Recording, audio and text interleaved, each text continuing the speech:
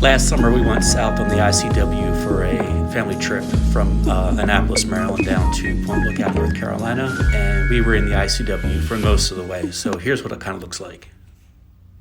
From Norfolk, Virginia, once you go past Norfolk, then you have the option to either go to the left here and go down through the Great Dismal Swamp. And you can see, for example, that for this long run here, you've got a very narrow channel.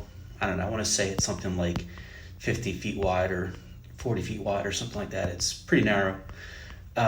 Definitely you're not going to be sailing through there. And then it opens up here at Elizabeth City.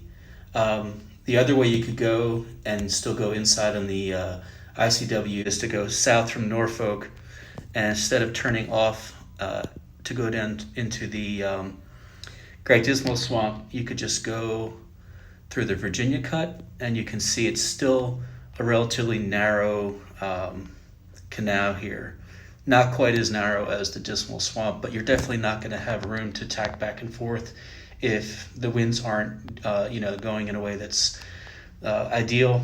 And some of these areas are inland enough that the winds are also slightly shadowed, and you don't have good smooth flow through the trees and stuff, since the trees are kind of close in some places. So you can see this whole passage here is until you get down to this part of I think this is the Albemarle Sound.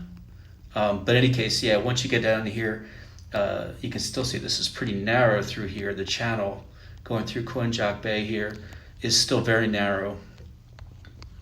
And then it opens up a bit and you can sail through Albemarle Sound. But either way, if you go through Dismal Swamp or go through the Virginia Cut, once you get past Albemarle Sound, then you're going through the Alligator River. And then so here's the Pungo River, Alligator River Canal. So here's another example continuing south where this one's a little bit wider, but you still don't have a whole lot of room to tack back and forth in there. So depending on the wind direction and things like that, you could have a tough time going. So we were on a 1960 Block Island 40.